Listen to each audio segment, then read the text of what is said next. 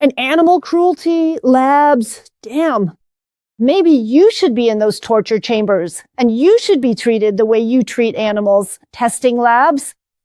Maybe someone should do that to you for once.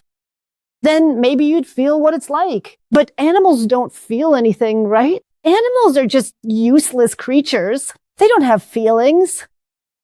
They're just, animalistic. Really? Animals don't have feelings.